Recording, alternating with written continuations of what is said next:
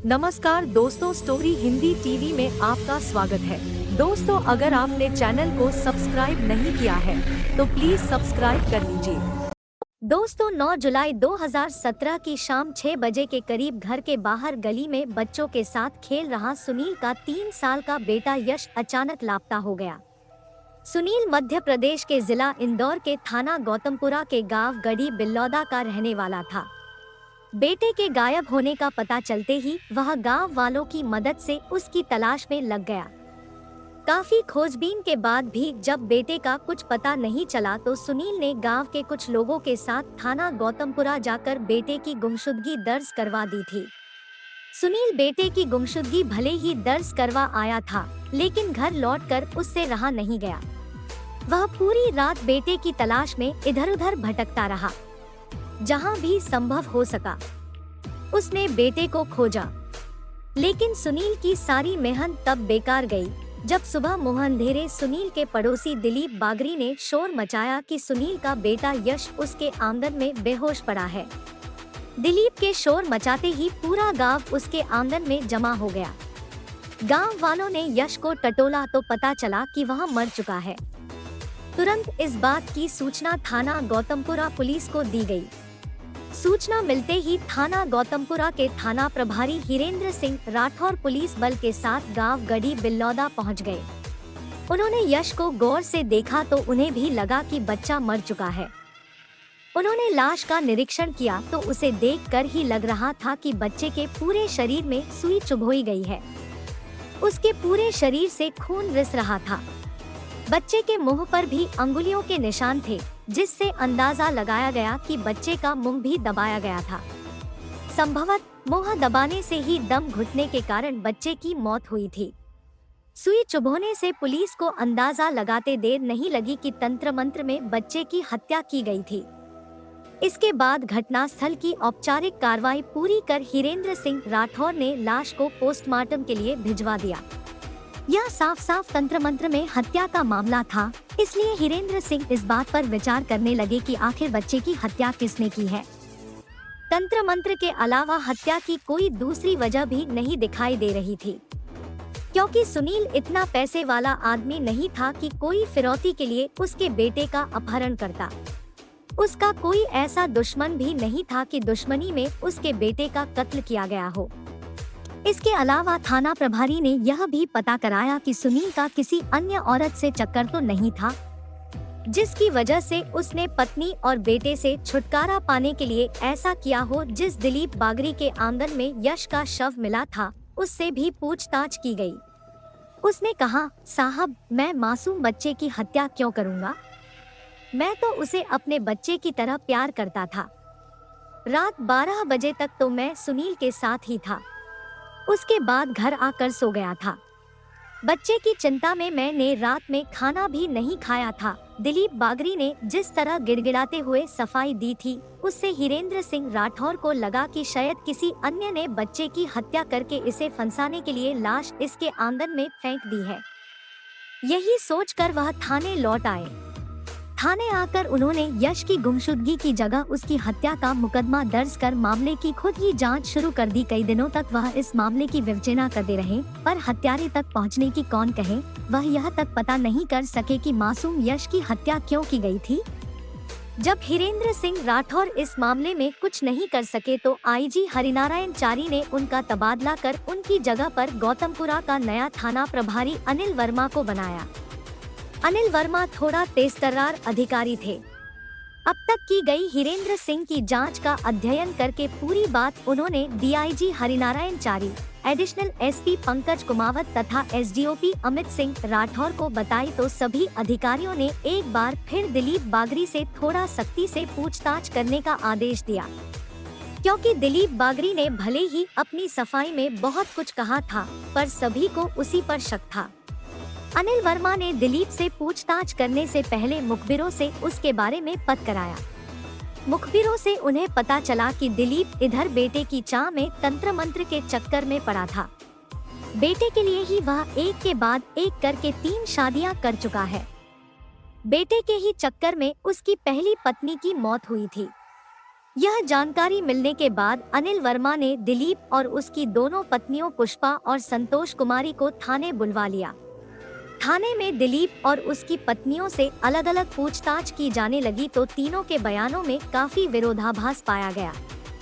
इससे अनिल वर्मा का संदेह गहराया तो उन्होंने दिलीप बागरी से सख्ती से पूछताछ शुरू की। पुलिस की सख्ती के आगे दिलीप टूट गया और उसने अपनी दोनों पत्नियों संतोष कुमारी और पुष्पा के साथ मिलकर यश की हत्या का अपना अपराध स्वीकार कर लिया। इसके बाद उसने यश की हत्या की जो कहानी सुनाई वह इस प्रकार थी। दिलीप की पहली शादी 17 साल की उम्र में गौतमपुरा के नजदीक के गांव इंगोरिया की रहने वाली सज्जनबाई से हुई थी। सज्जनबाई नाम से ही नहीं, स्वभाव से भी सज्जन थी। उसने दिलीप की घर गृहस्थी तो संभाल ही ली थी, समय पर 2 बेटियों को जन्म देकर उसका घर आंगन महका दिया था। 2 बेटियां पैदा होने के बाद सज्जनबाई और बच्चे नहीं चाहती थी, इसलिए उसने दिलीप से ऑपरेशन कराने को कहा। लेकिन दिलीप इतने से संतुष्ट नहीं था, उसे तो बेटा चाहिए था। इसलिए ऑपरेशन कराने से मना करते हुए उसने कहा, बिना बेटे के इस संसार से मुक्ति नहीं मिलती, इसलिए जब तक बेटा पैदा नहीं हो जाता तुम ऑपरेशन के बारे में सोचना भी मत। पति के आदेश की अवहेलना करना सज्जनबाई के वश में नहीं था, क्योंकि दिलीप ने साफ कह दिया था कि उसे एक बेटा चाहिए ही चाहिए। अगर वह उसका कहना नहीं मानेगी तो वह उसे तलाक देकर दूसरी शादी कर लेगा। दिलीप ऐसा कर भी सकता था, क्योंकि उसकी जाति में यह कोई मुश्किल काम नहीं था। इसलिए सज्जनबाई चुप रह गई। कुछ दिनों बाद सज्जनबाई तीसरी बार गर्भवती हुई, जबकि उसकी उम्र तो अभी शादी लायक भी नहीं थी और वह तीसरे बच्चे की मां बनने जा रही थी। दुर्भाग्य से दिलीप का बेटे का बाप बनने का सपना पूरा नहीं हो सका, क्योंकि बच्चे को जन्म देते समय सज्जनबाई ही नहीं, उसके बच्चे की भी मौत हो गई थी। संयोग से पैदा होने वाला बच्चा बेटा ही था। दिलीप को पत्नी और बेटे की मौत का दुख तो हुआ, लेकिन चूंकि ज्यादा दिनों तक वह अकेला नहीं रह सकता था, फिर उसे बेटा भी चाहिए था जो दूसरी पत्नी लाने के बाद ही पैदा हो सकता था। इसलिए उसने उज्जैन के नागदा के नजदीक के गांव उन्हेल की रहने वाली पुष्पा से दूसरी शादी कर ली। पुष्पा के घर आते ही वह बेटा पैदा करने की कोशिश में जुट गया। साल भर बाद ही पुष्पा ने बेटे को जन्म दिया, लेकिन दुर्भाग्य से वह 3 महीने का होकर गुजर गया। इस तरह से एक बार फिर दिलीप की आशाओं पर पानी फिर गया। बेटे की मौत से वह काफी दुखी था, लेकिन उसे इस बात का एहसास हो गया था कि पुष्पा से उसे बेटा हो सकता है। इसलिए वह इस दुख को भुलाकर एक बार फिर बेटा पैदा करने की कोशिश में लग गया। पुष्पा गर्भवती तो हुई, लेकिन कुछ महीने बाद उसका गर्भपात हो गया। इससे दिलीप को वहम होने लगा कि जरूर कोई ऐसी बात है जो उसे बेटे का बाप बनने में बाधा डाल रही है। वह पड़ोस के गांव में रहने वाले तांत्रिक बलवंत से जाकर मिला। पूरी बात सुनने के बाद तांत्रिक बलवंत ने कहा, तुझे बेटा कहाँ से होगा? तेरी पत्नी की कोख में तो डायन बैठी है, वही उसकी संतान को खा जाती है। उपाय के नाम पर पुष्पा की झाड़ फूंक शुरू हो गई। दिलीप कोई खतरा नहीं उठाना चाहता था, इसलिए उसने संतोष कुमारी से एक और शादी कर ली। उसका सोचना था कि पुष्पा से बेटा नहीं होगा तो संतोष कुमारी से तो हो ही जाएगा, लेकिन शायद उसकी किस्मत ही खराब थी। संतोष कुमारी को बेटा होने की कौन कहे, गर्भ ही नहीं ठहरा।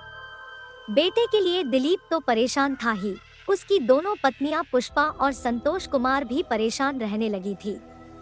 उनकी परेशानी की वजह यह थी कि बेटे के चक्कर में कहीं दिलीप उन्हें तलाक देकर चौथी शादी न कर ले, क्योंकि उन्हें पता था कि बेटे के लिए दिलीप कुछ भी कर सकता है। दिलीप चौथी ही नहीं, बेटे के लिए 5वीं शादी भी कर सकता था। तलाक के बारे में सोचकर पुष्पा और संतोष परेशान रहती थी। अपनी परेशानी पुष्पा ने पिता मनोहर सिंह को बताई तो वह भी परेशान हो उठे, क्योंकि वह भी दामाद की सोच को अच्छी तरह जानते थे। दामाद को न वह रोक सकते थे, न उनकी बात उसकी समझ में आ सकती थी। इसलिए बेटी का भविष्य खराब न हो, यह सोचकर वह पुष्पा को नागदा के पास स्थित गांव उमरनी के रहने वाले तांत्रिक अंबाराम आगरी के पास ले गए। पुष्पा की पूरी बात सुनने के बाद अंबाराम ने कहा, तुम्हारी कोख में जो डायन बैठी है वह मासूम बच्चे की बलि मांग रही है। जिस बच्चे की बलि दी जाए वह माँ बाप की पहली संतान हो। बलि के बाद तुम्हें जो गर्भ ठहरेगा वह बेटा ही होगा और जीवित भी रहेगा। तांत्रिक अंबाराम ने जो उपाय बताया था। ससुराल आकर पुष्पा ने उसे पति दिलीप बागरी और सौत संतोष कुमारी को बताया। दिलीप तो थोड़ा कसमसाया, पर पति के तलाक के डर से संतोष कुमारी राजी हो गई। लेकिन समस्या थी मासूम बच्चे की, जो माँ बाप की पहली संतान हो। लेकिन तीनों ने जब इस विषय पर गहराई से विचार किया तो उन्हें पड़ोस में रहने वाले सुनील का 3 साल का बेटा यश याद आ गया। वह माँ बाप की पहली संतान था और पड़ोसी होने के नाते दिलीप के घर आता जाता रहता था। इसके बाद दिलीप और उसकी पत्नियों ने यश की बलि देने का मन बना लिया। मासूम बच्चा मिल गया तो दिलीप ने अंबाराम से मिलकर पूछा कि बलि कब और कैसे देनी है। इस तरह अपने घर का चिराग रोशन करने के लिए दिलीप ने पड़ोसी सुनील के घर का चिराग बुझाने का मन बना लिया। अंबाराम ने बलि देने के लिए अमावस्या या पूर्णिमा का दिन बताया था। 9 जून को पूर्णिमा थी, इसलिए 8 जून को पुष्पा, दिलीप और संतोष कुमारी ने अगले दिन बलि देने की तैयारी करके यश को अगवा करने की योजना बना डाली। इसके बाद दिलीप रोज की तरह सट्टा खेलने बड़नगर चला गया। शाम को जैसे ही यश दिलीप के घर आया, संतोष कुमारी और पुष्पा ने उसे कमरे में बंद करके दिलीप को फोन करके काम हो जाने की सूचना दे दी। दिलीप उत्साह से गांव के लिए चल पड़ा। जब वह गांव पहुंचा, यश के गायब होने का हल्ला मच चुका था। पूरा गांव मासूम यश की तलाश में लगा था। दिलीप भी गांव वालों के साथ यश की तलाश का नाटक करने लगा। रात 1 बजे तक वह गांव वालों के साथ यश की तलाश में लगा रहा। जब सभी अपने अपने घर चले गए तो दिलीप भी अपने घर आ गया। इसके बाद दोनों पत्नियों के साथ मिलकर जिस तरह तांत्रिक अंबाराम ने बलि देने की बात बताई थी, उसी तरह सभी बलि देने की तैयारी करने लगे। यश पड़ोसियों की खतरनाक योजना से बेखबर गहरी नींद में सो रहा था। अंबाराम के बताए अनुसार दिलीप उसे उठाकर कमरे के अंदर ले गया और वहां बिछी रेत पर लिटाकर तांत्रिक के बताए अनुसार मासूम यश के शरीर में पिने चुभोने लगा। पीड़ा से बिलबिलाकर मासूम यश रोने लगा तो संतोष और पुष्पा ने उसका मुंह दबा दिया। दिलीप लगातार यश के होठों, गर्दन और कंधे पर पिन चुभोता रहा। जहां पिन चुभती वहां से खून रिसने लगता, जो बहकर रेत में समा जा रहा था।